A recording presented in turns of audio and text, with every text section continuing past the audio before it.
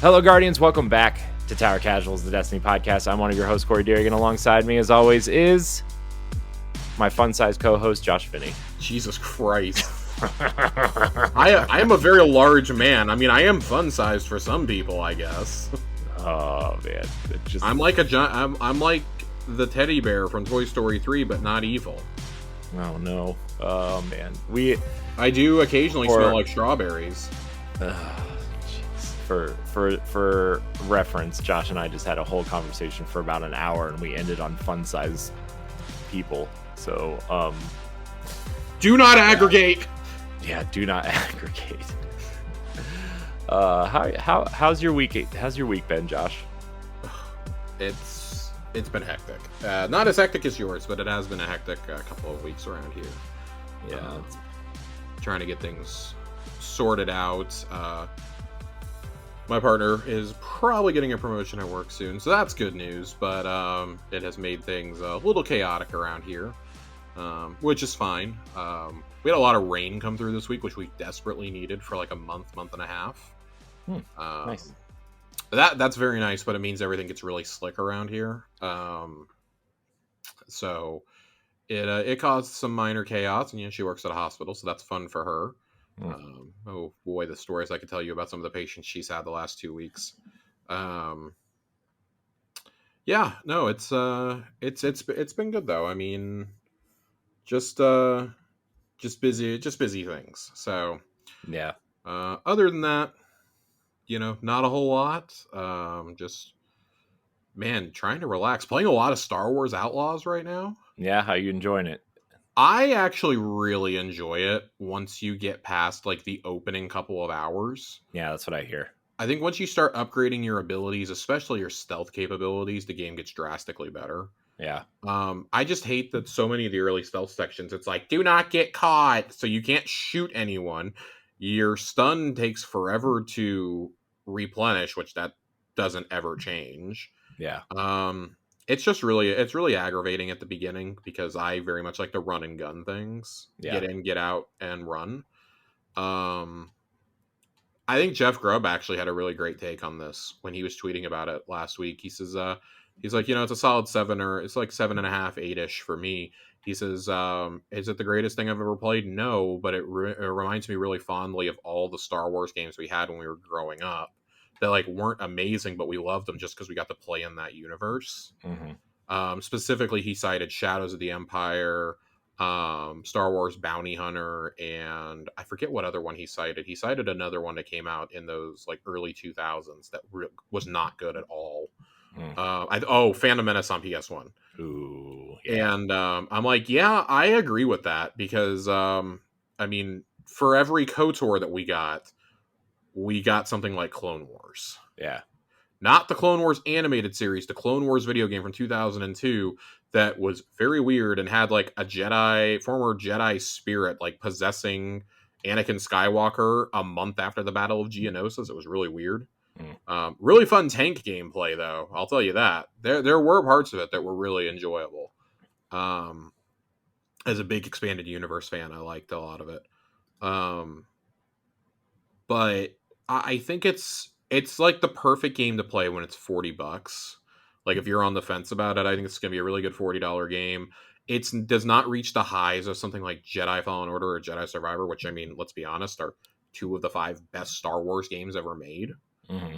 The other 2 games are KOTOR games and Rogue Squadron 2. So that's kind of elite company to get in. But this would crack my top 10 of Star Wars games pretty easily. It's fun. I love Kay. Kay's a great new character. Nyx is instantly one of the best video game sidekicks of all time. Better than BD1? Ooh, that's a toughie.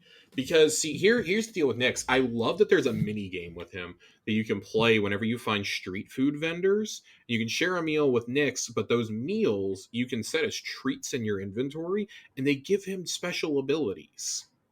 And I really like that. One of them allows him to jump down and kick grenades away from you, which is really cool. That seems very useful. Oh yeah, they're all useful. It's just that's the one that I've had equipped and haven't taken off yet. But I've really enjoyed that.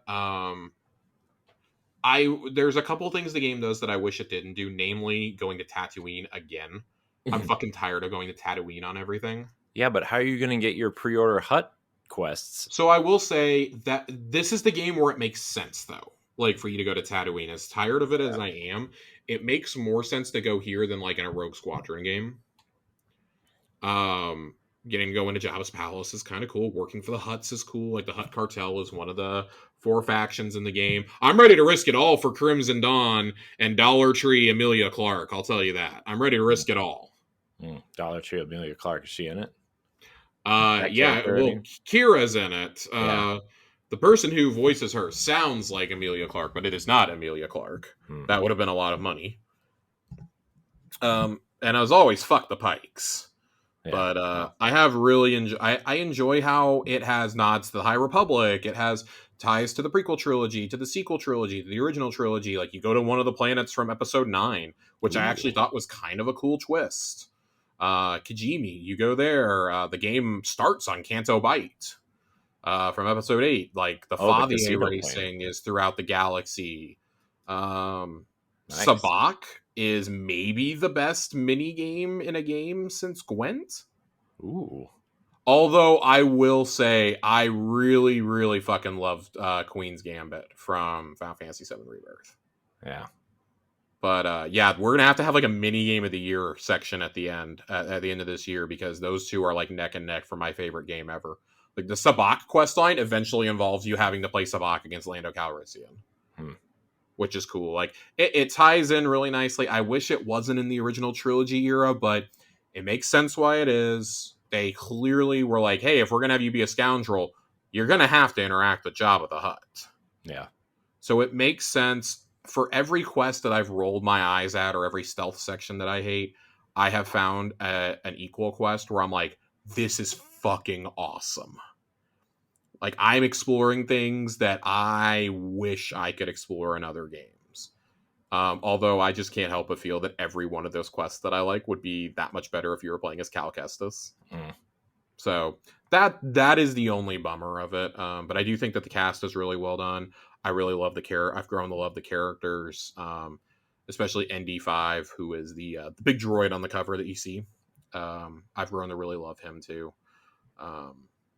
Just a great cast of characters all around. I've gotten about 18 hours in, I think. I've been playing for about 2 weeks now.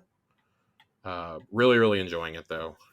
Can't wait to finish it. Hopefully going to be finishing it here soon, so I can do the Persona DLC, and then it's Metaphor time. Metaphor and Zelda time.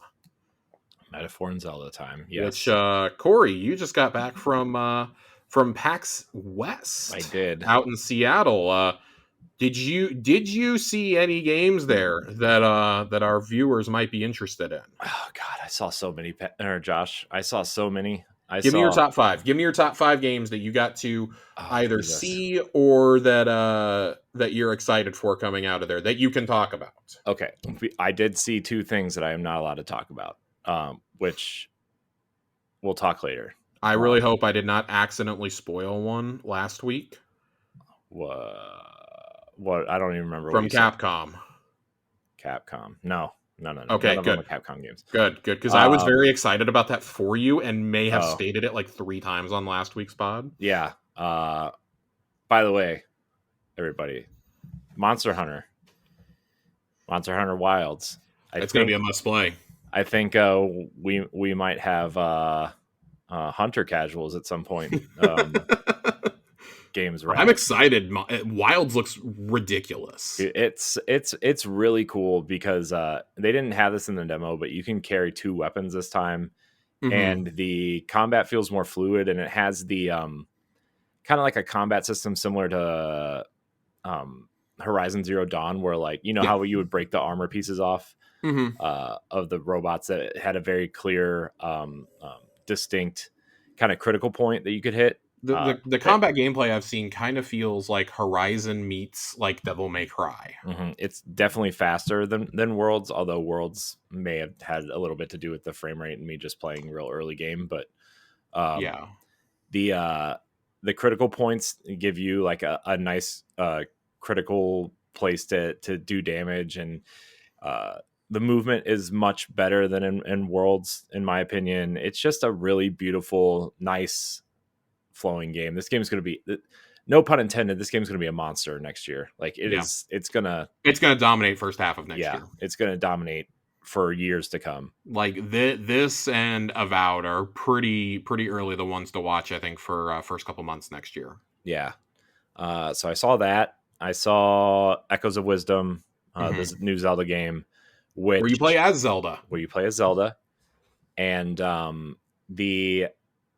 so I was really kind of I mean, we watched the trailers, Josh. We kind of know what the gameplay is like. I was really concerned how they were going to apply that to the entire world and how they're going to take that, solve the puzzles however you want, the same way you could in a 3D space. As soon as they drop you in and show you how the mechanics work, it instantly clicked. And made sense, and it feels almost better than it would in the 3D games. Yeah, what I was seeing is people saying like it was kind of the perfect marriage between like Breath of the Wild, Tears of the Kingdom, and like the old handheld Zeldas that we all fell in love with, like Minish Cap, Link's Awakening, things like that. So that's the thing too, is like I love Link's Awakening, especially the remake that came out a couple years ago. Big fan. So it's that art style, but it feels much better. Like they really flesh out the frame rate. That was a good first pass. Yeah. And if I'm not going to get a 2D Zelda, and that's that or like Tunic is the closest I'm going to get, then fine. Yeah. But this feels much cleaner, much faster paced. It definitely feels better. The writing in it feels a lot. There's a lot of Paper Mario in it. It feels like.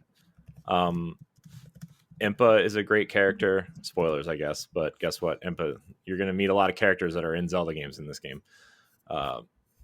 And I got to a point where the guy was like, if you go any further, we're going to have to stop you from playing. Because there's apparently a point that Nintendo doesn't want anybody to see yet. Yeah. Which I'm imagining it's like the reveal of the world and whatever. But so Zelda was cool. I played Josh. This one's for you, Josh. Oh. Yeah. I also teased friend of show Lord Cognito of the Iron Lords with this. Stalker 2, Josh. Oh, I can't wait. Stalker 2. Let me tell you, Josh. Phenomenal. It was a very clean feeling game. It was very atmospheric, very it felt like I've never played a soccer game, but it felt like if the Metro games were good games.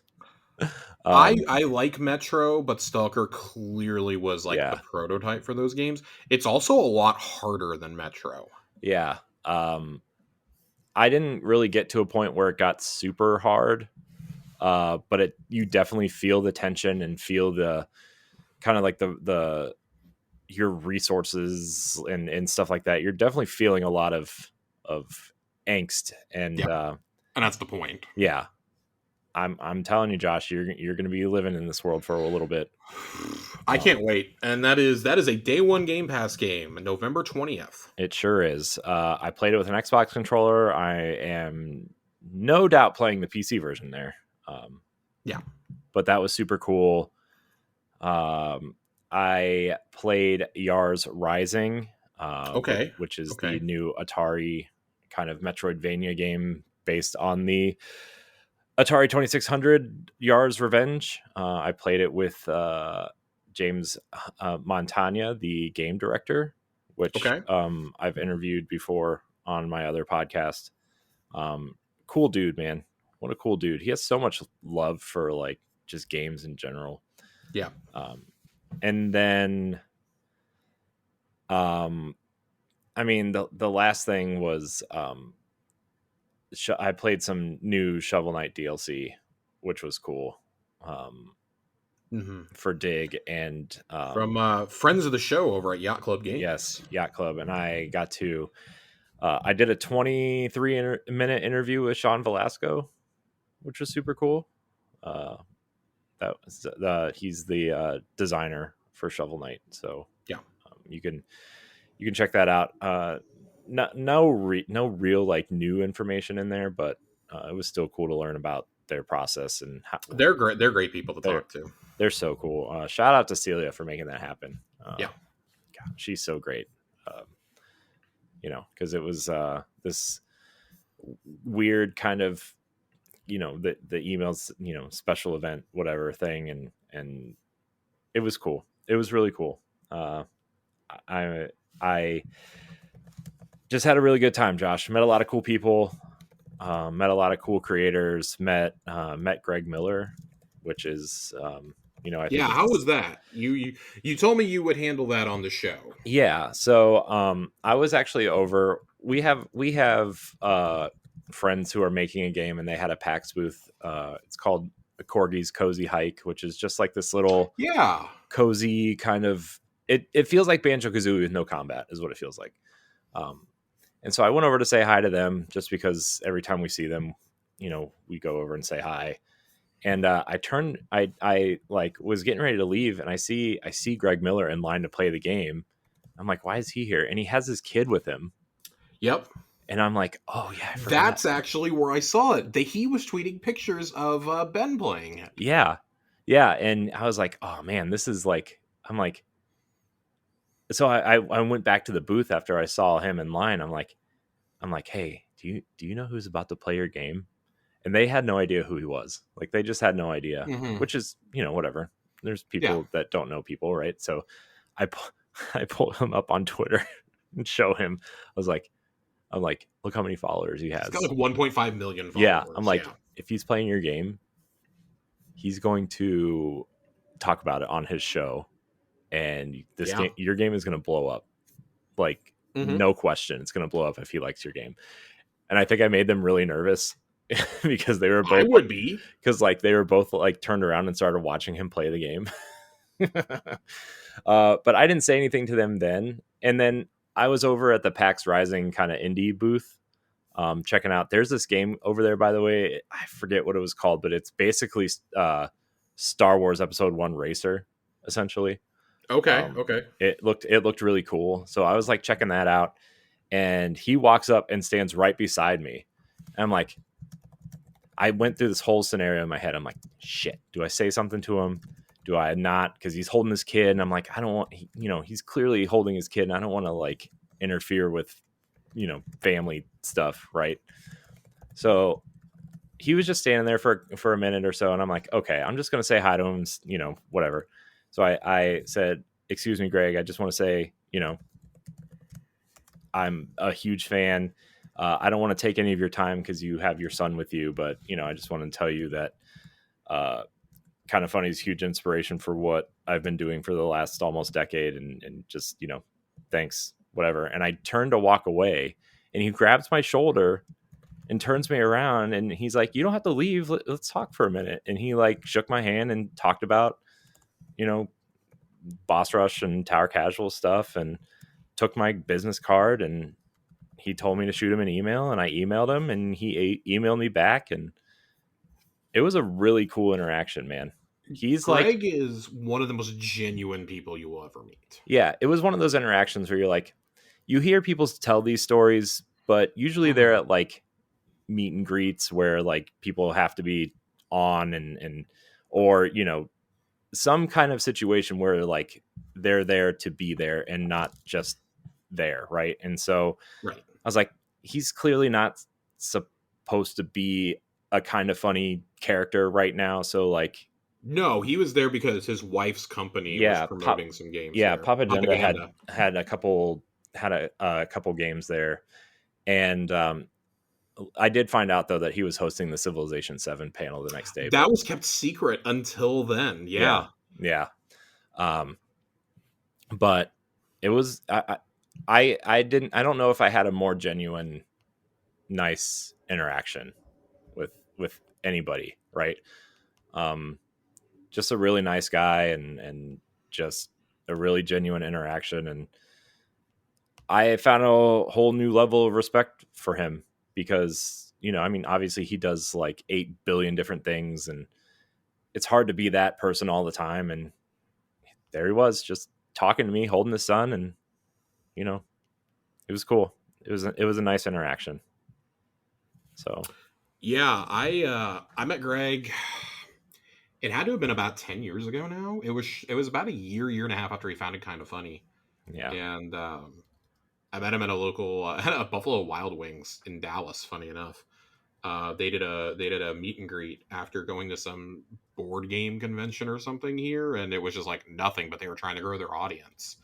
I think they may have been contracted legally to go because that's when they were starting to work with Rooster Teeth, and I was like kind of nervous. I was like probably like 20, 22, 23ish at the time, and I really hadn't done any big interviews up to that point in my life.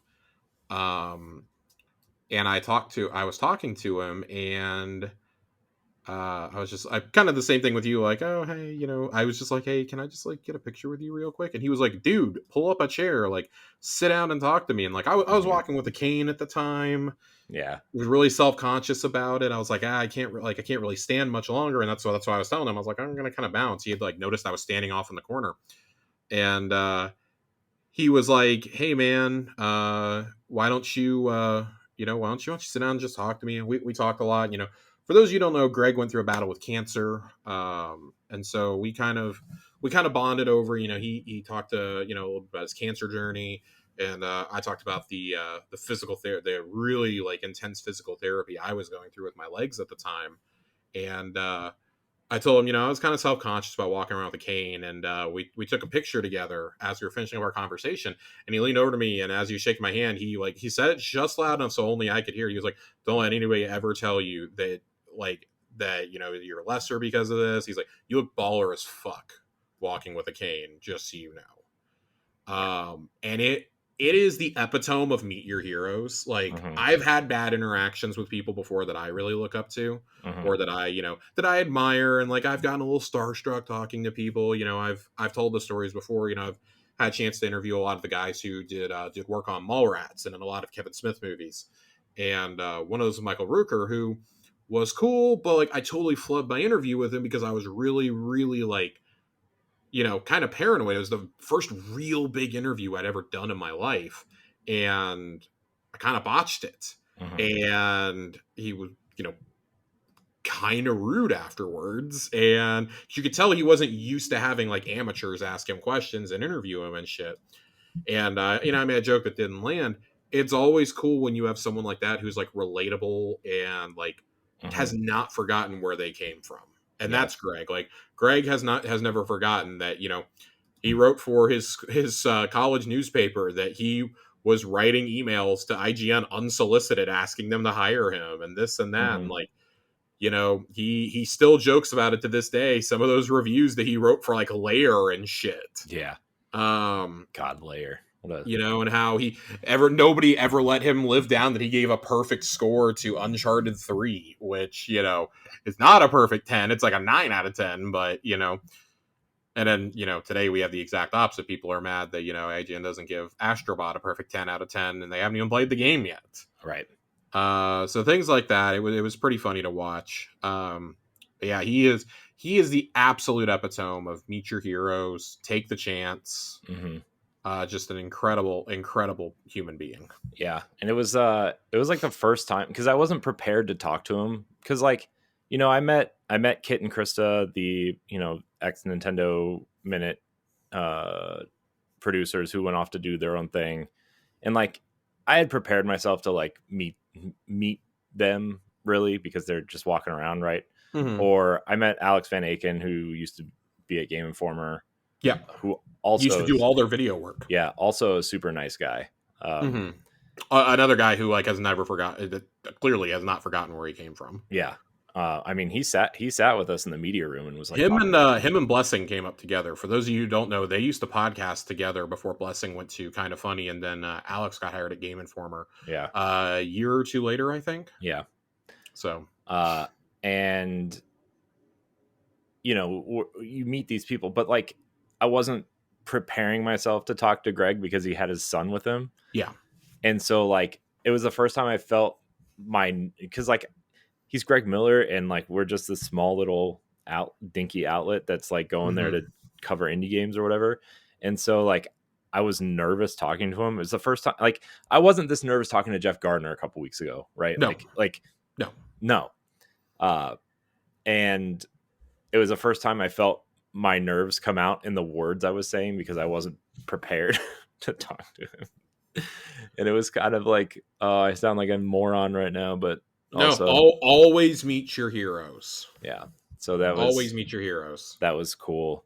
And then, I met a lot of other cool creators too. Like there's a lot of people out there doing cool stuff. I met one of the writers for Helldivers 2, Tristan.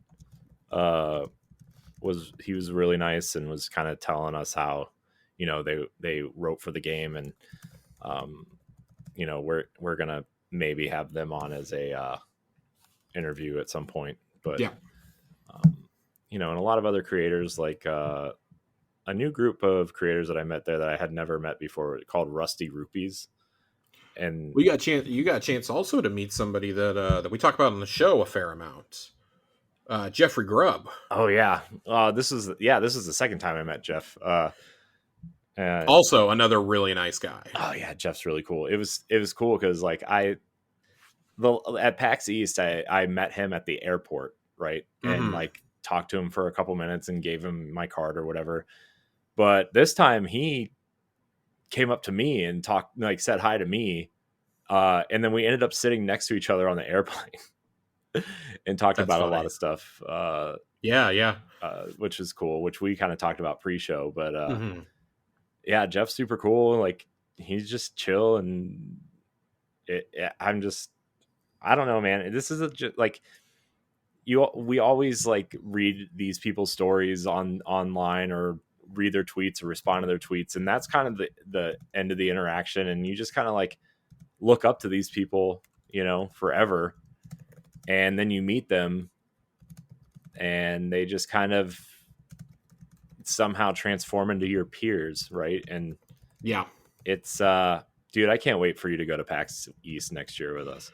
Yeah, the plan right now is for me to go to PAX East next May with you guys. That's, oh my god, can you just imagine how busy that month is going to be? Yeah, especially if Nintendo comes out. We potentially have the Switch 2, we have PAX, and then at the beginning of June is Summer Game Fest and the Xbox Summer Showcase. There'll be a State of Play in there, you know that. Yep. That's going to be a busy couple of weeks right there. So I'm looking forward to it, man. I really can't wait to go. The only PAX I ever got to go to was the inaugural PAX South, and it was good, but it paled in comparison to every other PAX, obviously. Yeah. So the last person I met, Josh, which I wanted to interview, but clearly there's a lot of reasons that you may not want to do interviews right now. Josh Kalinske was there. Hell yeah. I met him and said hi to him, and he was super cool. Really nice. I said, hey, I do a Destiny podcast, and we really loved the final shape and everything everybody put into it. And, I just said, sorry to hear about the studio. And he didn't really comment on anything. Right. So obviously, like, what are you going to say anyway? Like, oh yeah, fucking sucks. But, really nice interaction with Josh too. And, it was cool, man. It was really, really cool. Ben Starr was there. He's at all of these now. You did not run into him at a Starbucks this time, I assume. No, I saw him from afar at the Final Fantasy booth. Big surprise. Yeah. Bree, the voice actress for Aerith, was also there. I think all three of the girls that were there. While we're talking about super nice people, Ben Starr. Yeah. Oh God. Yeah. Yeah. Look, Josh, I'm a straight man, but that guy. He makes you question yourself. His sweater is like one size too small. Okay. And it's, I love Ben. Ben's hysterical. I love him so much. That's another person I would like to have on a show. I imagine he went to the Larian party too. Oh yeah. He was there. Cause he's a huge Baldur's Gate nut. Yeah. He was there, and he was there. I think he was there for Warframe, actually. That's funny. Because they had Digital Extremes had a small booth there, I think, and he plays the villain in the new patch, I think. But yeah, a lot of dude, I can't wait for you to go next year. That it's the plan. The plan is for me to go to Boston with y'all. So that's the plan, and I'm trying to figure out how to swing GCX next year. Yeah, man, that's a lot of travel though. Like, because like that's a lot of travel and a lot of money without me promising a vacation to my partner. yeah, But I'm trying to sell her on GCX with the promise of us going to Disney at the same time. yeah, Disney and Super Nintendo World. So I'm trying to sell her on that, and I don't know if she's going to go for it, because if we're going to do that, we got to start saving money now. Yeah, but the problem is though, right? Is that also time off work. PAX East is in May this year instead of March. Yeah, and then GCX is usually in June or July.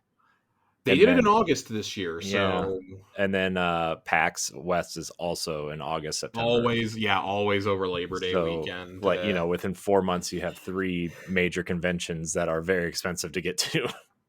Yeah, even though our passes are free, which I'm incredibly grateful for. Yeah, it would not be doable otherwise. But yeah, I'm trying to figure out how I can try and swing at least 2 of the 3 this next year. Yeah, it'll probably be 2 of the 3 for me too. I have not taken a vacation in a couple of years, so other than like a quick weekend away. So I've kind of been stocking up my favors to ask. We were just talking the other night. She wants to go.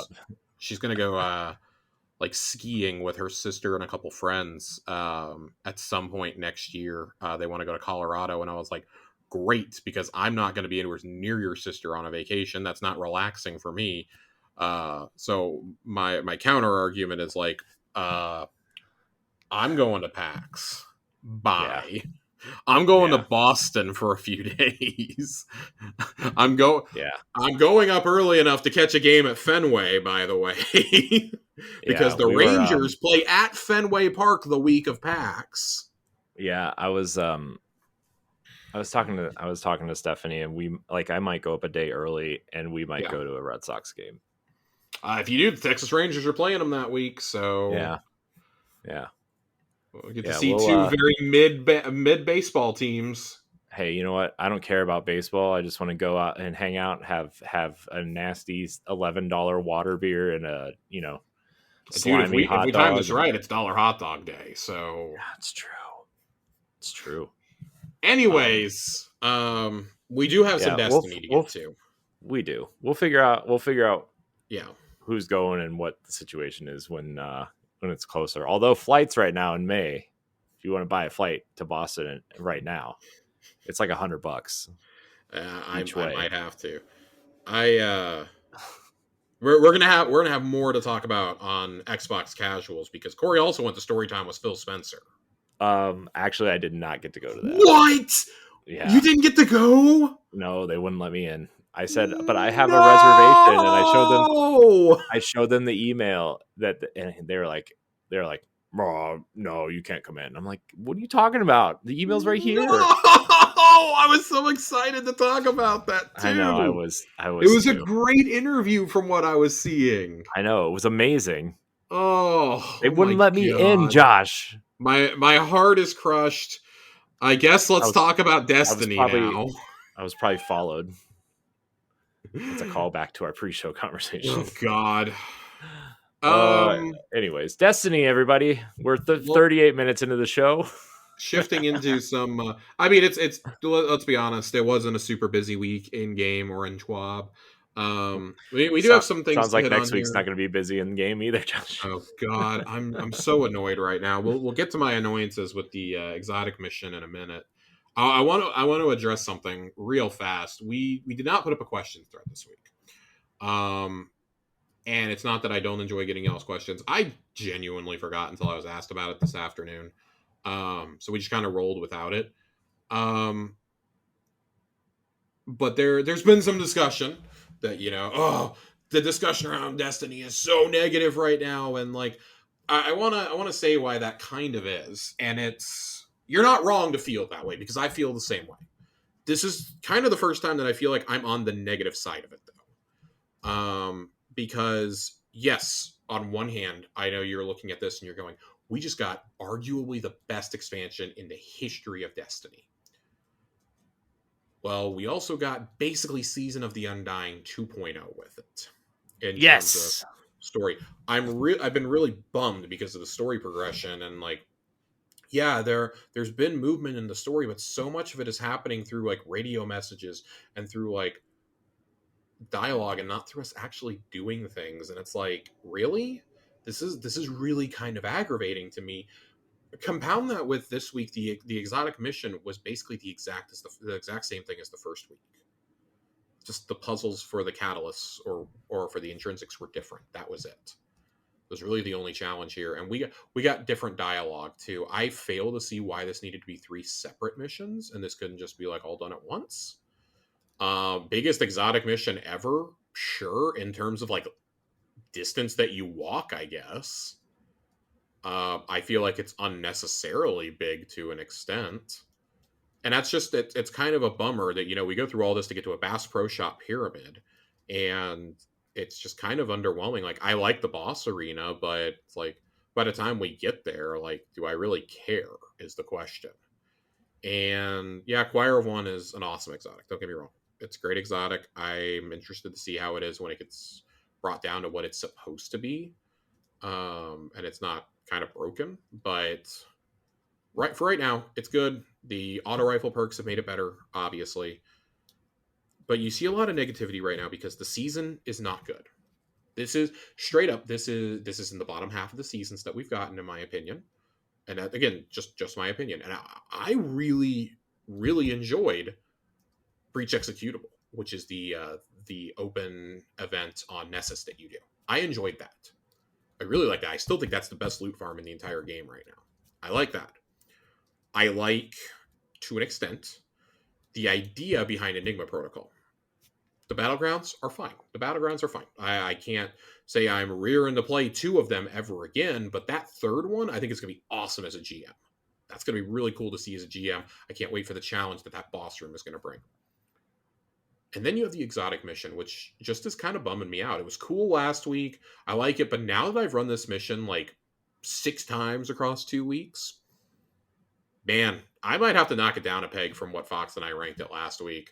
This is just not a super engaging mission. Again, like, the dialogue is cool if you're paying attention to it, if you're picking up on the little things like the twisted experiments that Maya did on Chiomas throughout the different realities that she's gotten to. And basically she kills a Chioma robot or a Chioma exomind because it's too sympathetic. It's got too much emotion. Like, that's kind of fucked up. This is one of the most fucked up things we've ever heard in Destiny, is what Maya has done to Chioma in all these timelines, and that there are Mayas and Chiomas hiding within the Vex net from the Prime Maya Sundaresh. That's the crazy thing. Like, there are actually some of these copies hiding because she's so psychotic. But amidst all that, we have a really lackluster season that is 18 weeks long, mind you. It's not the normal 12 or 13. It is 18 weeks long, at least. We still have another month and some change left on this season, along with 2 back-to-back weeks of Iron Banner starting on Tuesday. Can't wait for that.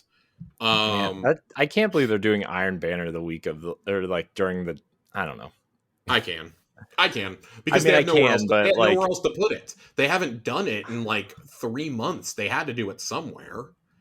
Yeah. The perfect time to do it probably would have. I mean, they don't like having that. They can't have that overlap with things like Solstice either, which is a problem. It's been very poorly executed, and this is why they're not going to do double weeks anymore going forward. But then you have something that I was not planning to address on this show tonight. But you have general player sentiment is not great.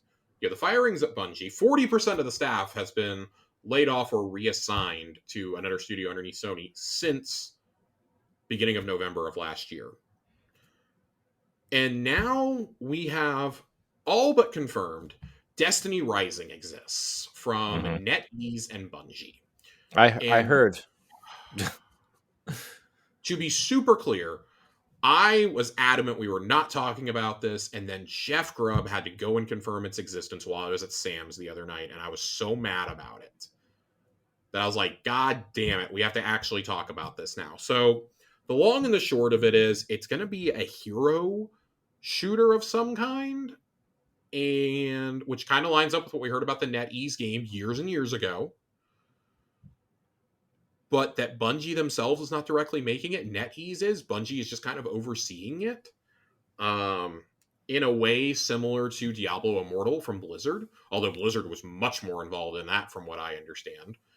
It sounds like everybody learned a lesson from that debacle. This, and I mean, there are rumors that this could be announced as early as this coming Tuesday. I don't think that's going to happen now that we don't have a live stream happening for the 10th anniversary of the franchise. What the fuck? Like, I'm at a loss here for words because I'm so frustrated. Like, I was saying this earlier to some folks in Discord. Like, you are absolutely right to stay optimistic about this game. I'm still very excited for what's going to come in Revenant and in whatever the Heresy, whatever it's called, for the Eris season and the Dreadnought returning. Like, I'm here for that stuff. I'm here for new dungeons. It's just, I can't see this being the game I play all the time anymore, and that's okay. This season has rapidly taken my attention away, especially when you consider there are other multiplayer things that I think are frankly more fun right now, that are doing new things that I haven't really, like, I barely have played Fortnite this year. And I have really, really enjoyed the Marvel stuff this season so far. I'm having a blast over there. And part of that's because I'm playing as Marvel characters. Like, a Destiny mobile game could be good.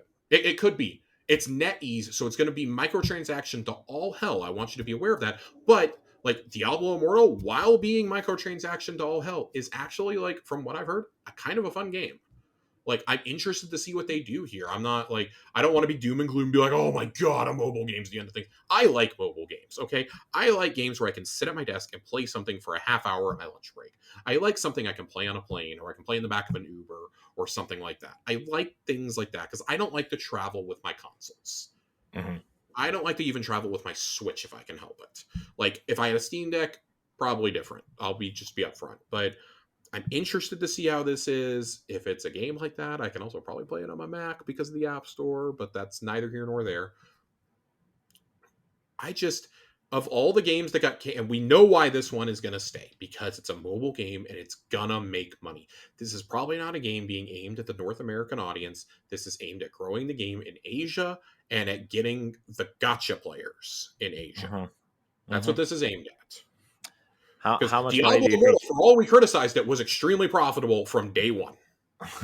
How much money do you think you get to spend for a $5 silly summer Queen Mara character for your gacha? Oh my god, game? Dude! I don't even know. Like, I'm nauseated thinking about what they can charge for with some of the games that I've seen, and like, until we know what it's going to be, what type of shooter it's going to be, what kind of game it's going to be. Like, I'm interested to see how it grows the universe. I personally am not going to hold high hopes for a mobile game, but this is what caused, I think, the doom and gloom comment earlier from Titan. And I'm not putting Titan on blast. Titan knows I'm not like that. I'm not calling him out intentionally, but he was talking about the general doom and gloom of, just the Destiny community in general, which I do think that we have a tendency to overreact as a community. This one, I feel like I've been pretty measured in my disappointment, though. Like, I definitely did not understand the people who were doom and gloom 5 days after the final shape came out. Just like with Lightfall, I was willing to give it plenty of time before I was like, yeah, this could have been done better. That's kind of how I've tried to be with this season, too. Like, as disappointed as I was in the narrative, I thought everything else hit. Like, the weapons have been great. I've really enjoyed this weapon suite. I love the design. I like the weapons. I kind of like the armor design. I like all the stuff in the season pass. Like, I like where the storyline is going now. I just think we've taken way too fucking long to get there. Like, now we have 1 week left to cram the end of this horror story in? Okay. Like, what? Just, it's a joke. And then to add to my frustration, and I think this is why the frustration kind of boiled over today. The TWAB today, cheers to 10 years and beyond. Oh boy, Corey. We're going to read this in its entirety.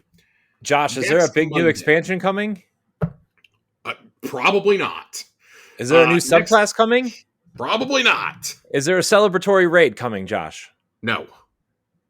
What's coming, Josh? Something big, right?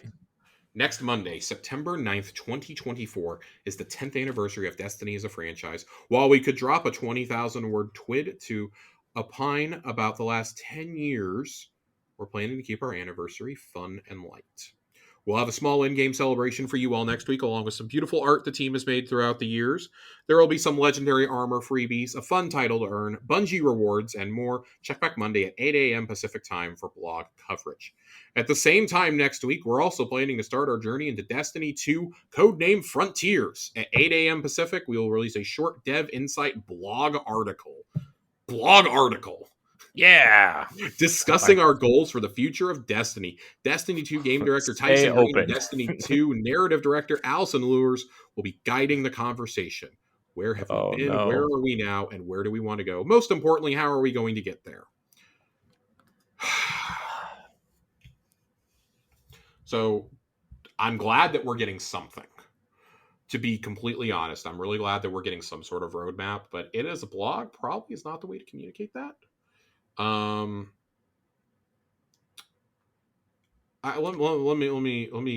me finish all of this, and we'll have a nice little discussion here. We want to be clear about our commitment to ongoing communication with you. This marks the beginning of regular updates from the development team about what's next for Destiny 2, including details about its systems and future plans. While the updates may be a bit rough around the edges as they are early in the development process, we're excited about sharing our goals and progress with you. There are quite a few topics on the communication roadmap to tackle, so this will be the start of a conversation. Our main goal is to provide bite-sized, direct-to-the-point articles over the next few months rather than mega blogs where it's too easy to get mired in the details. While we'd love to promise a weekly cadence, we're taking the time to cook your meals appropriately. Our articles are never early, nor are they late. They'll arrive precisely when they mean to. Many thanks to all who've joined us on the 10-year journey. We've said a few times that we're just getting started, and it's still very much true. The Light and Dark saga may have ended, but the future of Destiny is still unfolding before us. The universe is big, bright, and full of wonder, and we're looking forward to exploring it and hope to see you join us Starside as we approach new frontiers. All right. I think the problem here is less of... I respect the decision not to have giant blogs. I do think those are really hard for us to cover. Yeah. Those are really hard. Like you guys have heard me when we tried to break down the subclasses and changes to subclasses and prismatic and changes to weapons and like how it always goes leading into an expansion or into a season. I end up getting my throat completely dry by the end of the conversation. Mm-hmm. I can't talk for 2 days afterwards. I think the problem is less of that and the fact that we know why you don't want to be on camera right now. But it really looks like you're running and hiding.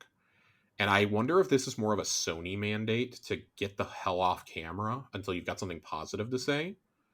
Yeah. But it also very much feels like the next time they go on camera, they want it to be the marathon team. Which that's its own saga that's unfolding. This, I find it really hard to believe that they would announce a new game in a blog post, but I've been wrong before, and Bungie has certainly announced other things. It also feels like if you're wondering, man, this 10th anniversary celebration doesn't feel like much of one, you would be right. I will maintain to my dying days in this game that Into the Light was meant to be the 10th anniversary celebration. Mm-hmm. Bringing back all these classic weapons and stuff. Like, I maintain that's when that was supposed to happen. And, well, it's not. Yeah. I believe that was truly supposed to be part of a 10th anniversary celebration, and then they had to, pull the trigger and get it out early, and that was, something they could move up and just force out. Mm-hmm. And hey, kudos, because Into the Light fucking rocked. Yeah, but the return of things really like good. Mountaintop, Luna's Howl, Blast Furnace, things like that. Edge Transit really felt like that was supposed to be, something for an anniversary celebration. Yeah, like a raid boss gauntlet. I feel like Pantheon specifically was supposed to come out with this. Yeah. I think Pantheon came in incredibly hot. You know what sucks too is that I wish they would have just called Into the Light their anniversary celebration. Maybe they should have just been like, you know what? Look, we know our 10th anniversary is in September, but this year is the 10th anniversary. And since we had to delay the final shape and the season's extra long, we're doing our celebration now before the end of the saga, right? Like I would have been okay with that. I wish they would have really just wish done they would that. have just sucked it up and done it. Yeah. It's just yeah.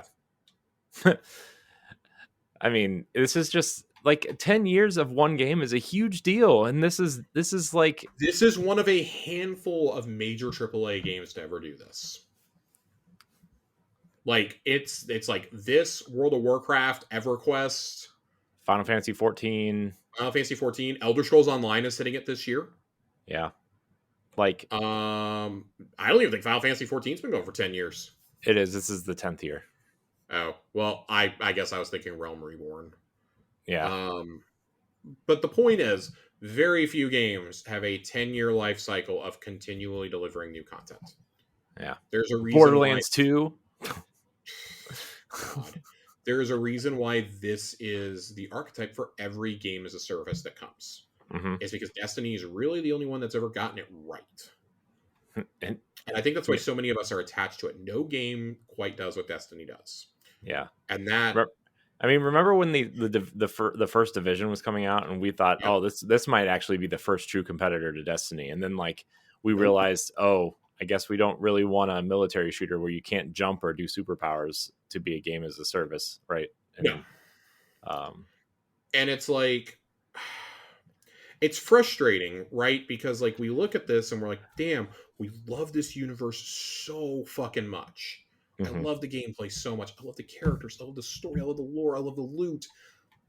I just don't love how all that's delivered a lot of the time. And it's gotten more and more frustrating because like I understand people are like, oh, we need to get silver in the battle pass. I'm like, no, you don't. Yes, we're paying the same amount that Fortnite does, but you're not just getting cosmetics. You're getting access to all that seasonal content. You're getting access to a story. You're getting access to the weapon suite and all this and that. Like you are getting access to stuff. Now, do I think that the dungeons should be included in that? Hell yeah, I do. I think the dungeon key is fucking stupid. You know, you buy the expansion, the dungeon should come with it. No ifs, ands, or buts. Same with both the raids. Yeah, that should all come there. I don't like the nickel and diming of the player base, and I've been open about that for years, but I have a problem when it feels like more care and more hype is put into crossover events with things like Mass Effect and The Witcher and the PlayStation All-Stars and Dungeons and Dragons than it does your own 10th anniversary celebration. We are 4 days away at the time of this recording, and nothing. Like, not even a tease. Like, everything we know has been data mined. And we were like, surely that's not it. Yeah, well, very clearly feels like this is pretty clearly that's about it. Unless they're just going to surprise everyone. I would be the most shocked I have ever been in the history of Bungie as a company if they come out and actually have like some new mode for us to play or something like that. Because let me tell you something. I've seen the triumphs for the seal, and it's a testament to Destiny, all right. Let me tell you. It's a fucking grind. Shocker. Shocker. I'm happy in a way because I feel like this is a great cap on my time of being like, I'm playing Destiny like 4 times a week. Mm-hmm. This season has been really detoxing for me, which is nice. Mm-hmm. And I don't say that to be negative about the game. Like, there are still plenty of things I'm looking forward to this year. I want to see what the reprised raid is going to be, although I know I'm probably going to be upset about it. I want to play the 2 new dungeons. I want to see where the story goes in Revenant and in Heresy. And I really, really, really want to see what Frontiers is. I'm excited to hear about that. I just wish it wasn't in a blog post. Right. I want to see concept art for it. I want to hear directly from you guys what's a concept of what the new UI might look like. Right. You know, if we're really going to leave the system and venture to new systems, I want to see what your idea for that is. And I understand that, we're going to roll it out shortly. Drip feeding this, just like we get drip fed content in game, is not a viable strategy anymore to me. Like, we deserve to have clarification. And I truly, and I'm doing all this complaining in the hopes that in 5 days, a lot of my complaints are addressed. I would love to hear what the plan is going to be for expansions and episodes going forward. I think that is the number one thing we have to be told. Like, what size of an expansion should we be willing to expect? Should I expect something that is Shadowkeep sized or something that's Witch Queen sized? Should we expect new subclasses or not? For the record, I am not expecting a new subclass anytime soon. Prismatic is more than enough, I think. I think maybe adding some stuff to like Prismatic or to the other classes would be about the only thing I could see happening. Like, what are you going to do there? What are we doing in terms of a raid next year? You know, or are we still going to get a reprised raid this year at some point? You know, are we going to start getting a raid like around Christmas time and one in the summer if the release dates are shifting to summer, or what? Like, how is this going to go? Are these next 2 episodes maybe going to be shorter? Are they going to be longer? Like, how's that going to go? There's questions to be answered, and I feel like we're the ones spending money. We kind of need to know at this point. And like, I know that no other live game really goes through this because no other live game puts out content the way Destiny does.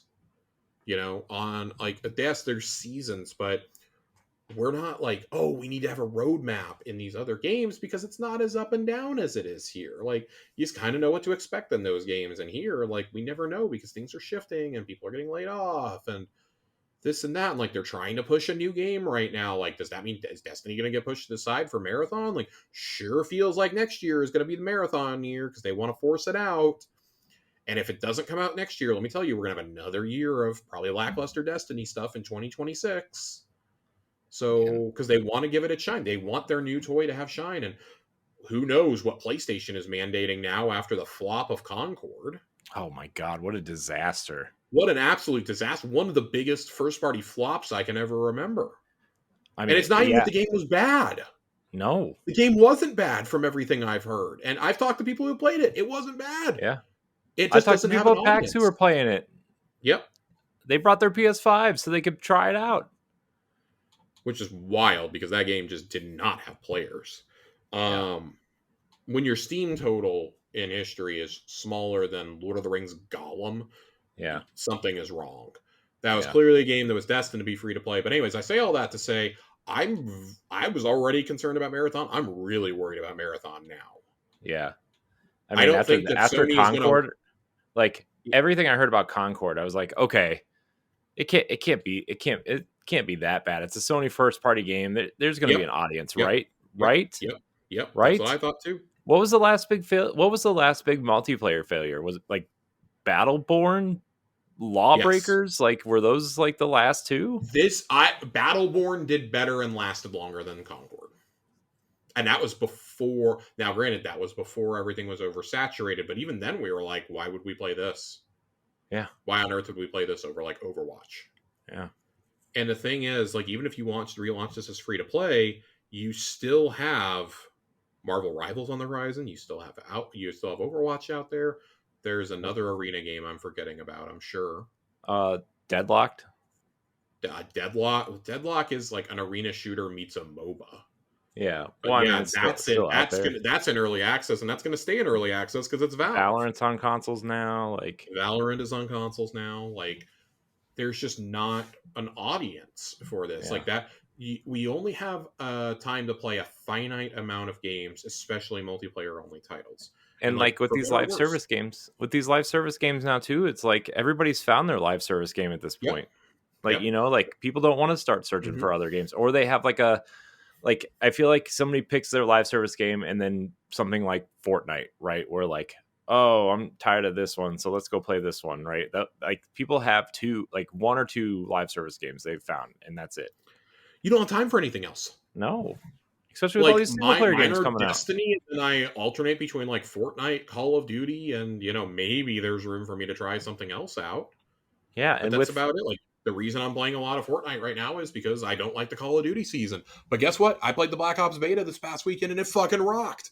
I'm going to be playing a lot of Black Ops when the end of October rolls around. Diablo 4's expansion, Vessel of Hatred, is coming. I'm going to be playing a lot of that. Like, I have a finite amount of time for things that I feel like are wasting my time and being disrespectful of my time and my money. And I don't think Destiny is at that point yet.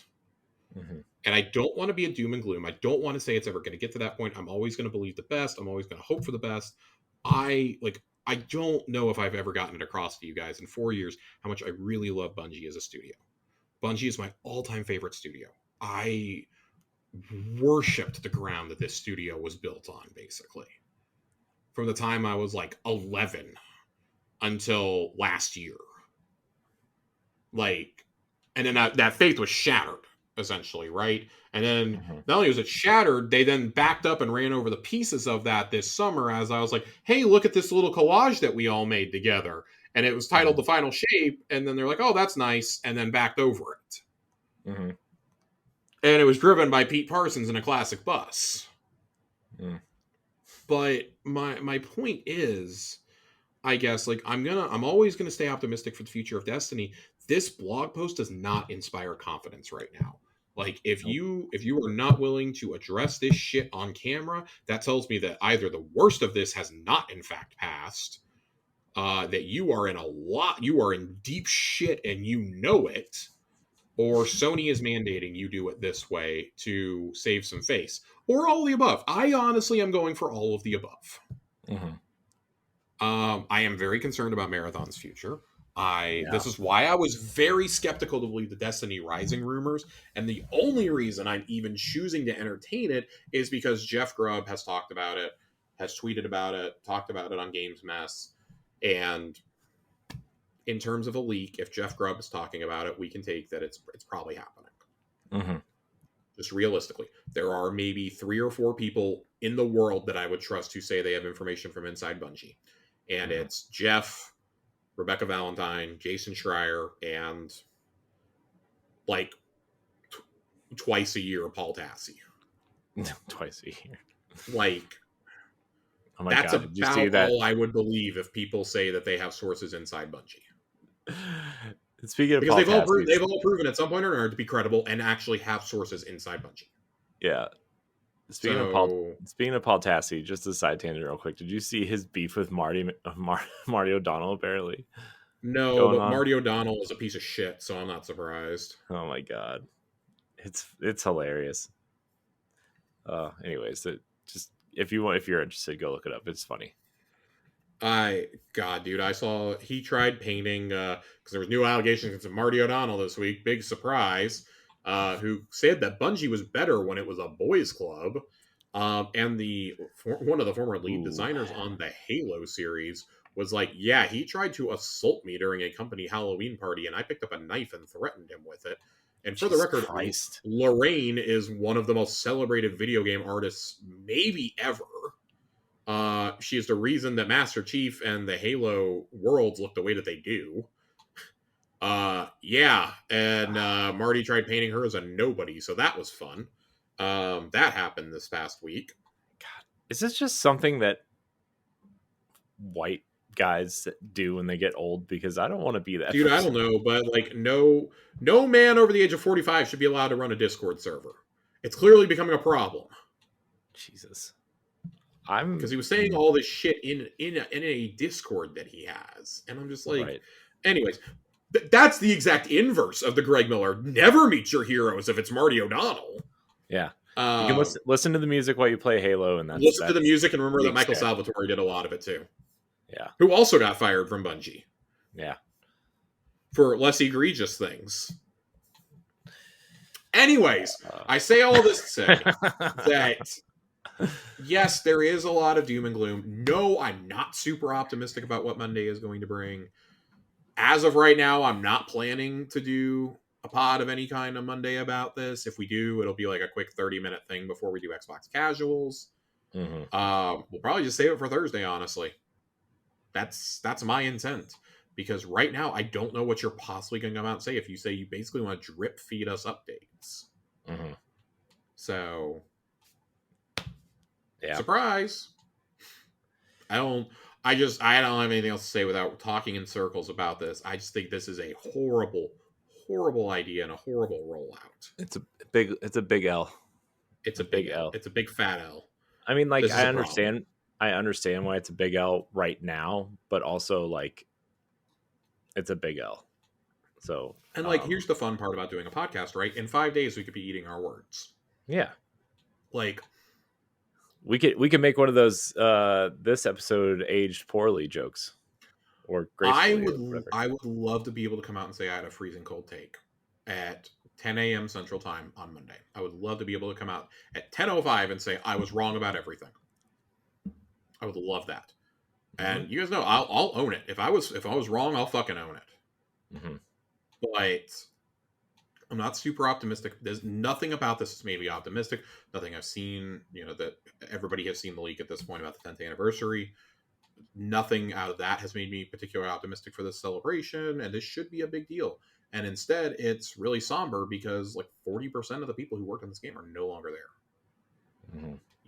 And a lot of the people responsible for the game that we love have either been fired or have moved on to Marathon, and God knows what state that game is going to be in if it takes any longer to come out.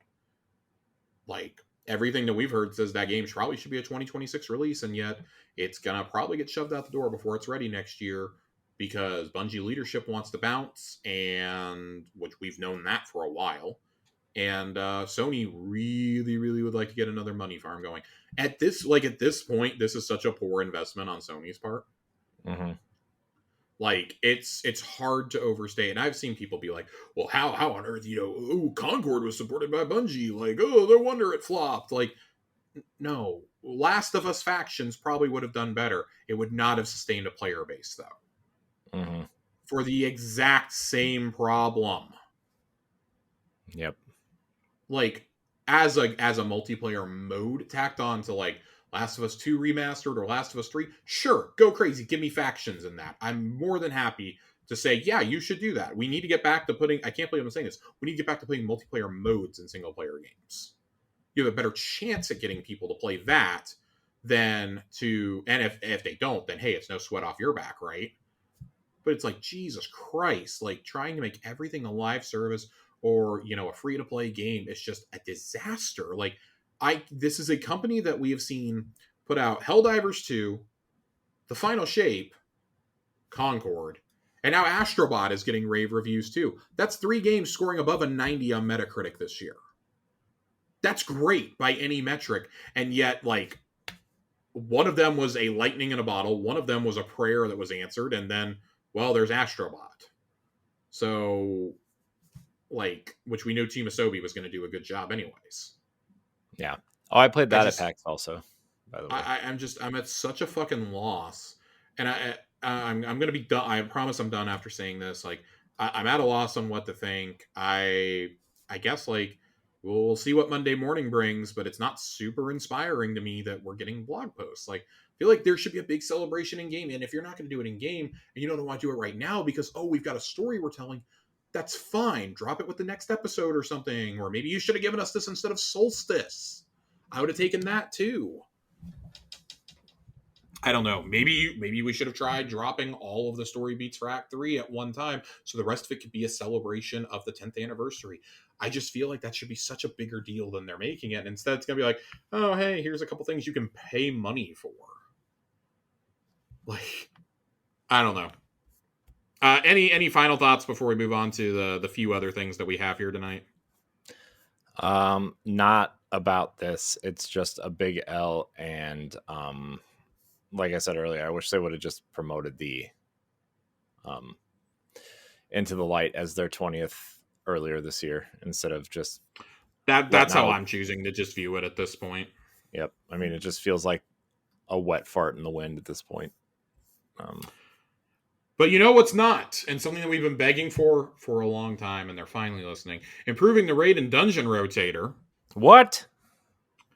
Yep. We've heard your feedback around how frustrating it can be to earn some of the rewards when a raid or dungeon is not the one featured in the weekly rotation, and that's the reason why we are making some changes when Revenant launches on October 8th. At that time, Warlord's Ruin will enter the rotator queue, so there will be 8 raids and 8 dungeons in total, so it's fitting that then we double the number of featured rotator activities available every week. This way, the max time that can pass between a specific raid or dungeon will be 4 weeks. On the week of October 8th, the activities in the rotator will be Last Wish and Vow to Disciple for raids, and dungeons will be Shattered Throne and Duality.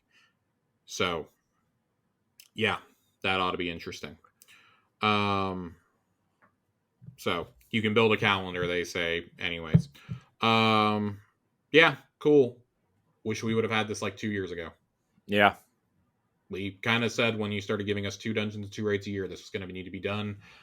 This probably should have gone into effect post Kingsfall, but better late than never. Yeah. Cool. Cool. I don't have anything else to say. Cool. I I'm don't here either. for it. I'm happy for it. But yeah. Congratulations.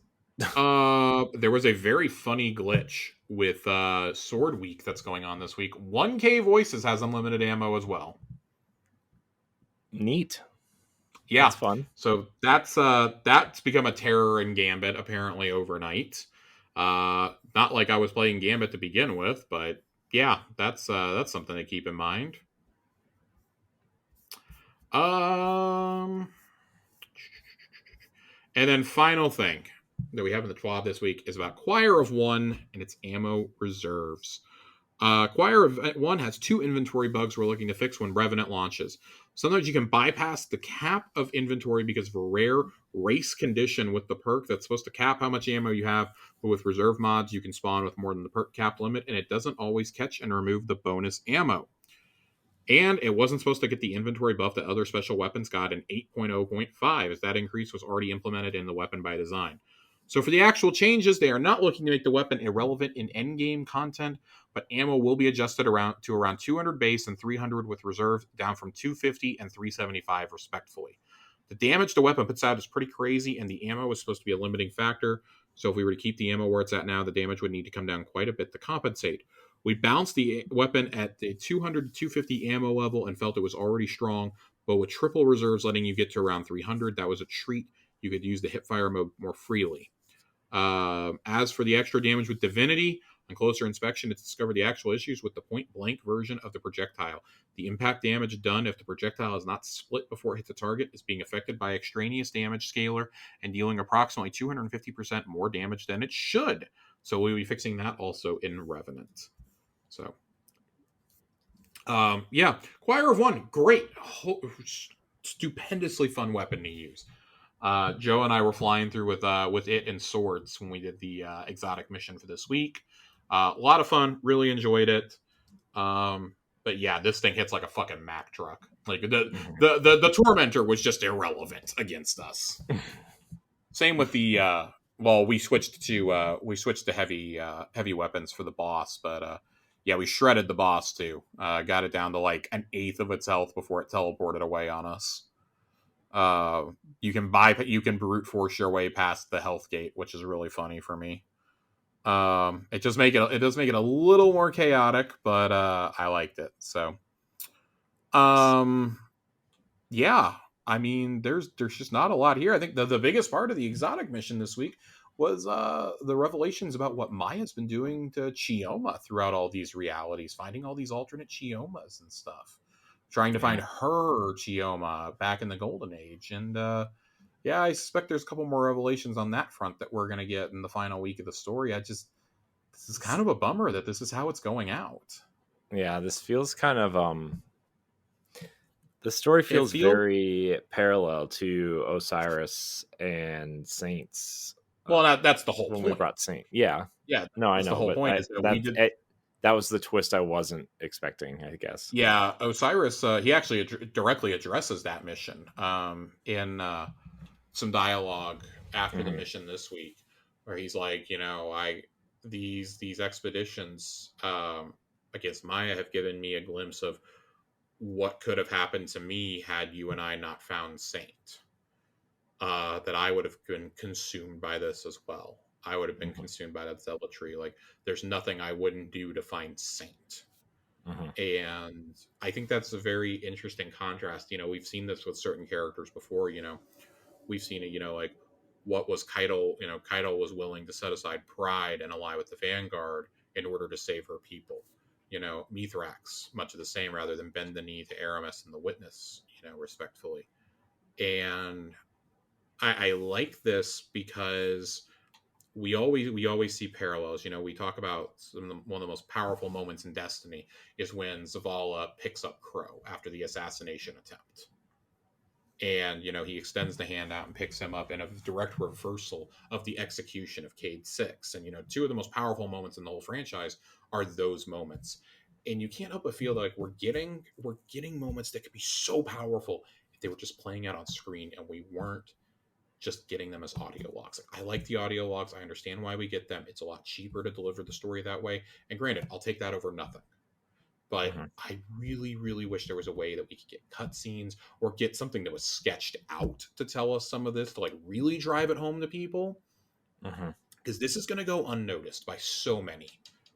And that's a shame, because this is one of the most compelling stories they have told in some time, seasonally. Like, I know I just bashed the seasonal story, but like these audio logs we're getting in this exotic mission are so raw and honestly horrifying. Like Destiny's kind of veered into like space horror with some of this, especially when you get into Maya's workshop there right before the fight, but right before the final boss each week. Mhm. Uh, it's horrifying. It's implied that all the exo bodies and Vex bodies that are stacked up around there are dead Chiomas that have been Yeah. experimented on. Yeah. Isn't that? It's horrifying. It's terrifying. And I love that. I've talked about it before. I'm a huge fan of Alien. Huge fan of Alien. And this is giving me like Wayland Yutani vibes here. And I love that. Like Ishtar Collective is kind of Destiny's answer to the Wayland Yutani Corporation. And the more that we find out, we're like, oh my God, like between them and Bray Exoscience, like, holy shit, there was some horrifying stuff going on behind the scenes that really isn't emphasized unless you're reading the lore and listening to all the audio messages you can find and stuff. And I was like, oh God, like some of us have known that like Clovis Bray and, Maya Sundaresh were kind of monsters for a while, but we didn't know the extent of Maya's insanity. Yeah. And that's been laid out so clearly, and it's just like it bothers me because it's been laid out for us pretty clearly since we did the veil containment missions last year. And I like those. I like the story that's told in those, and that was clearly a jumping off point for this. I just feel like we're gonna kind of we'll see what next week brings with the final week of the story, but I'm not holding out huge hopes because I feel like this is a jumping off point for a future expansion. Mhm. And that's great because we need a Vex expansion so badly. We've never gotten a Vex expansion. And the seasons for the Vex have been, with the exception of Splicer, I would say very underwhelming.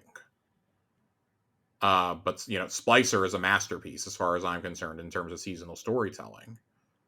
And this is very much continuing on that. I joke that it's Undying 2.0. It's really continuing on the story from Splicer and from Veil Containment, if anything. But we're long overdue to get the Vex as an actual threat in an expansion, and not just like, oh, here's the Garden of Salvation raid with the Vex. Oh, here's the Glassway strike, and you fight Vex only for like the last 20 minutes or 2 minutes of it. We've gotten one dungeon with them in it, I Yeah. think. I'm trying to think through my Rolodex really quickly of dungeons. I think we've had only one dungeon, and that was Spire. So like what's the end game here with the Vex? Like the Vex are still the most they're the only real like giant mystery left out there. And I was really hoping that this would shed some light on it, because Fox and I talked about this last week. We're so fucking tired of the Hive and Taken. I feel like we Yeah. really like drained that well, and like Zivu Arath I kind of always felt like would be saved for an expansion, but man, I don't know if I want another Hive based expansion. Not I yet, just want at to be I want to least. be done with her and Savathun. I feel like they probably need to be in a raid together, but I need to get. I want them out of the story. Like we've kind of run the well dry on all of them, Yeah. It's time, right? I mean, and that's okay. And that's okay. It's just I worry that there's nothing to really replace them. yeah. Is the problem? Like the Hive and the Taken really are kind of, until we got the Dread, really were like the central factions for the Witness's forces. Right. Yeah. So And like you said, there's nobody really big enough to replace them, right? Like yeah, my Sundaresh is not big enough to replace them. it feels like Pickrell is not. Euryx. So Euryx has some of the Dread under her command.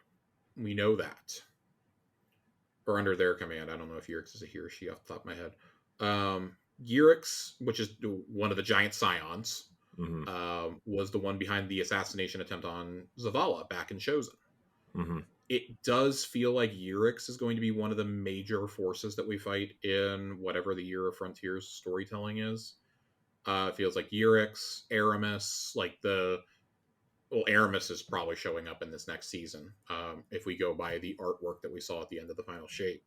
Hmm. Um, but I don't know. Like, I want to see what Maya's probably going to continue to be a thorn, I would say. Like, we can't wrap this up in 1 week, that's for sure.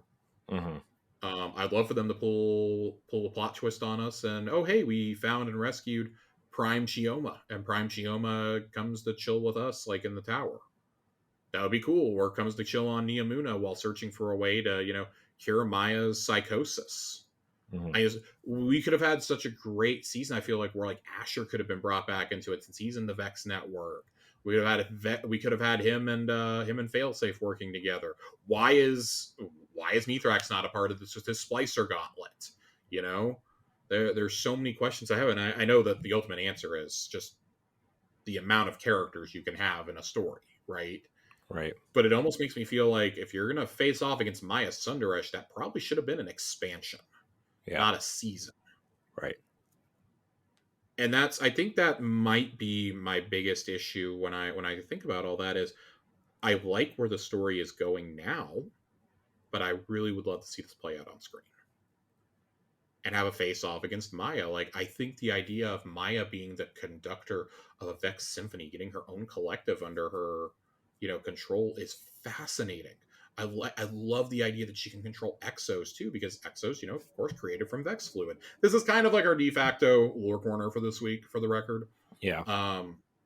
I love that idea. I just wish it was being explored more upfront on screen. I want to see cutscenes. I want to see, even if they're the sketched ones. I think this is perfect for the sketched ones. Mm-hmm. I want to see more of that and less. Like, the audio logs should be supplemental. They should not be the main form of delivering story content. Right. When it's something as important, as impactful as someone we've heard about in the lore for years, since the very beginnings of Destiny, we've heard about Maya and the Ishtar Collective. We've heard about Chioma for a long time. Like, I want to see this shit on screen. Yeah. And, for better or worse, we haven't gotten it. And so I'm hoping that they pull one more surprise on me, because I was a big fan of the first week of this exact mission. I don't like that the second week is the exact same mission again.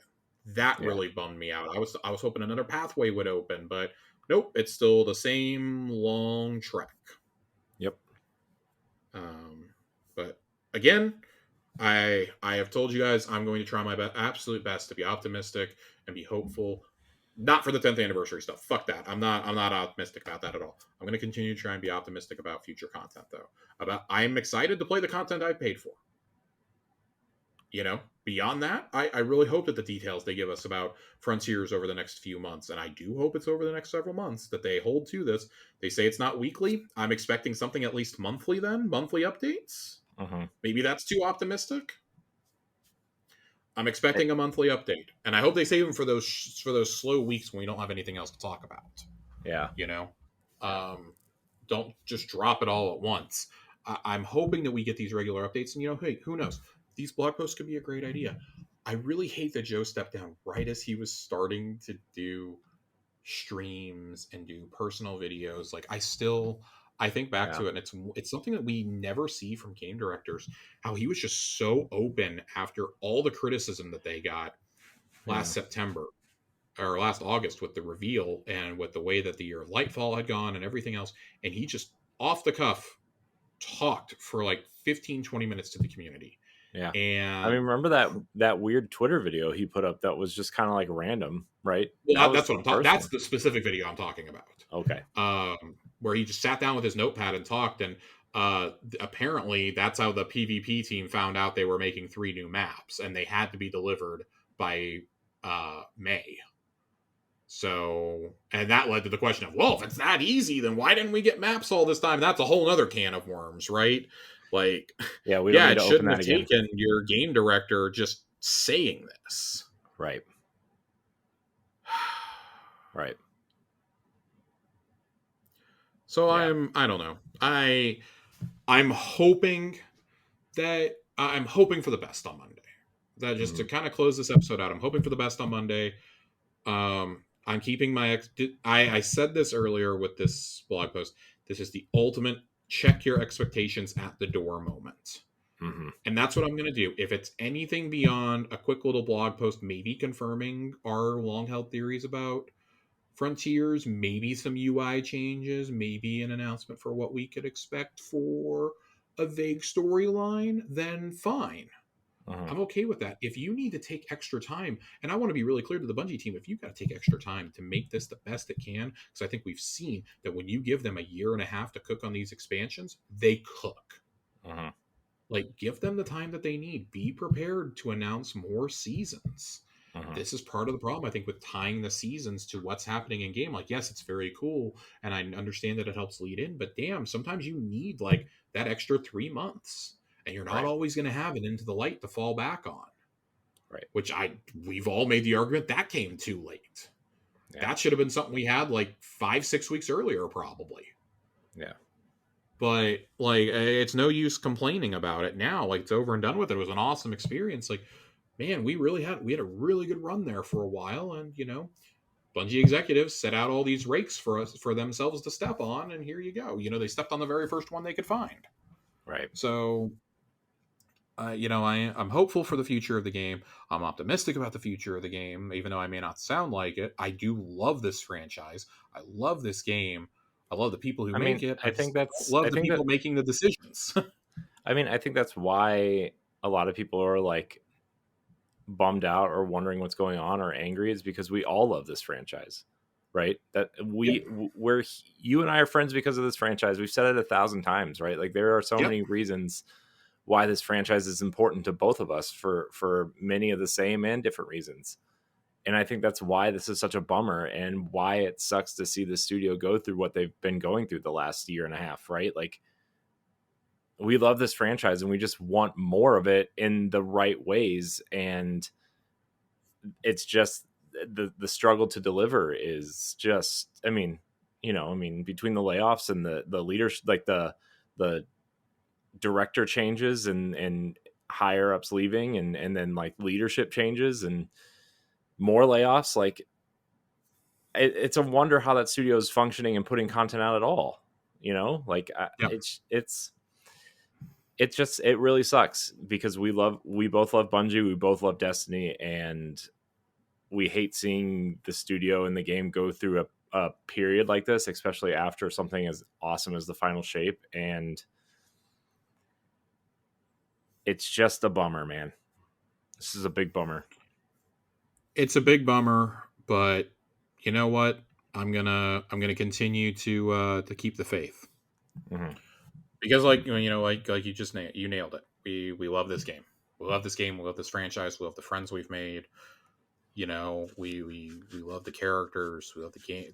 There's no game like this. Is what I keep coming back to every time we talk about this. Is there's no game that plays like Destiny. Mm-hmm. And I truly think it would be easier for some of us to move on. And I don't know if Destiny would have made it 10 years if even one of these other games that tried to emulate it had succeeded on a marginal level. Mm-hmm.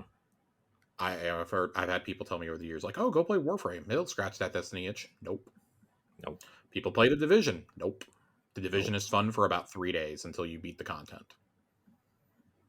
And it's tried to be one of those games that tells a continuous story, and you can't when you're tied to a real locale or a real world locale like DC or New York. Mm-hmm. Destiny, there's all these chances to expand to new worlds and new destinations, and we get that every expansion. Like, I Right. never would have dreamed 10 years ago we were gonna end this storyline by going into the Traveler. That Yeah. was always something that we just thought was like nuts. We were like, what is it? And we're like, oh, it's just a machine. Like, no, it's a portal for it's whatever your imagination dreams, Yeah. basically. And I think that's been the most fantastical part of this journey. And like, this story still surprises me. Like, I didn't think they would take like a space horror route with Maya Sundaresh and Chioma Essie, but here we are. Dude, we're gonna be And I think vampire hunters in 6 weeks. we're gonna be potion crafting in 6 weeks, dude. I'm so excited. Oh, excuse me. 33 days we will be potion crafting. My D&D loving heart is so excited for it. You got And your like, deck that's, building game. dude, Two I have seasons my deck ago. of whispers that sits on my desk. Like, I love when they take chances and do this wacky shit rather than just things I've done 15 times. Like, I've said it and it sounds really stupid. My favorite part of this whole season has been doing the research quests and building my collection of plants and specimens inside the helm. I Mm-hmm. love that. That's a trophy collection I'm going to look at all year, because that's the kind of stuff I've been begging for in this game. So I loved hunting down the stuff on Europa. Like, I like hunting the lucent moths in Savathun's throne world. I like the traveler statues inside the Pale Heart. I like all that stuff because it's for the action figures in Neomuna. Like that stuff is fun to me. I am a classic platformer fan. I love collecting things. Yeah. But I like it when I could sit there and look at it and it's visibly changing the look of my game. I think that's so fun and so cool and creative. And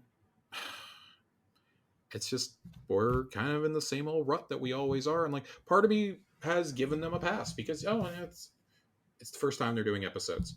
This just feels like an extra long season at this point. Like, what did we accomplish story-wise that couldn't have still been done in seasons, you know? Right. Oh boy, we had 9 weeks of story as opposed to like 7. Oh boy. Right. We didn't do anything for at least 4 or 5 of those weeks either, like usual. Right.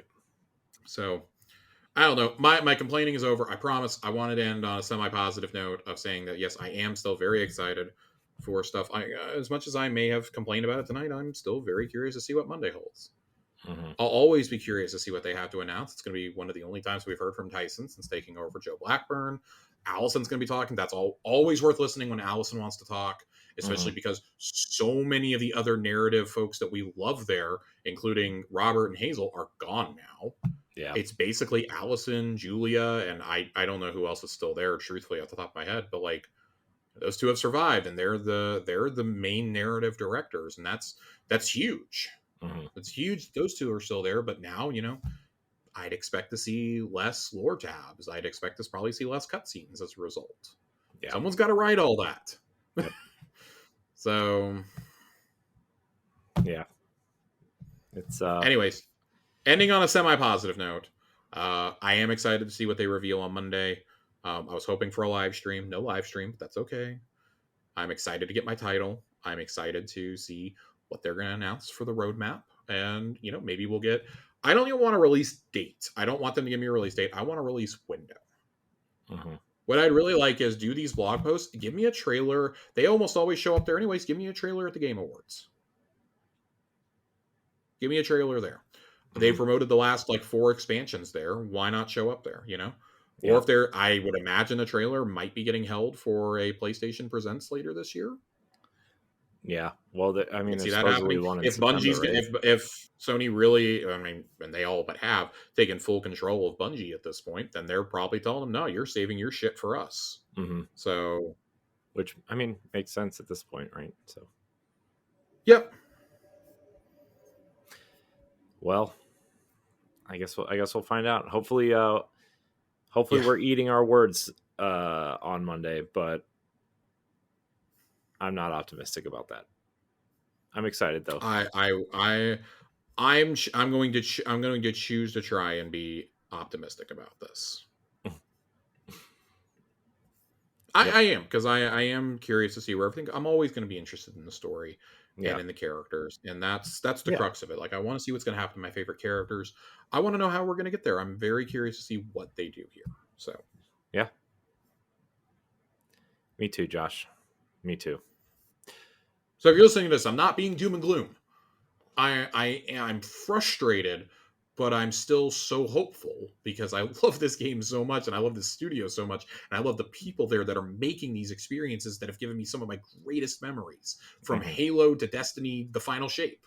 I've had so many of my favorite gaming memories have come from this studio.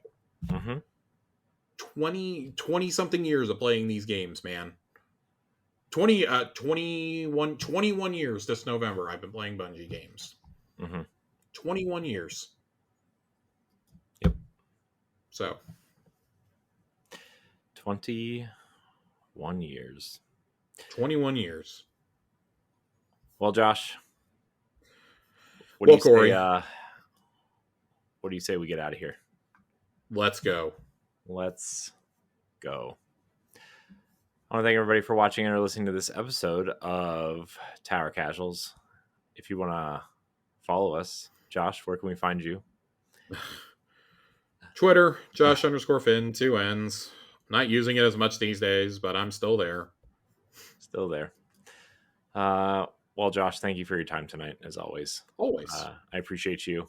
and I appreciate you holding down the fort last week while I was out of town. Everybody Shout out out there, to our guest last week, Fox, also for joining us. yes, shout out to Fox. You can find me at I am Corey in HD on them socials. I don't know. I'll probably just be tweeting out a bunch of pictures from PAX in the next couple weeks because this is my off time. So, except for this show, which I'm very grateful for because my throat hurts. Yeah. I mean, dude, 30 interviews and 3 podcasts and a panel. Not. We will not be doing podcasts before the next PAX. Yeah. So I mean, we're missing our first episode of Pow Block next week in like almost a year, probably a year, because we're both just dead. So, anyways, nobody cares how dead I am. We just care how alive you are. Thank you so much for watching and or listening, and until next time, we love you. Goodbye.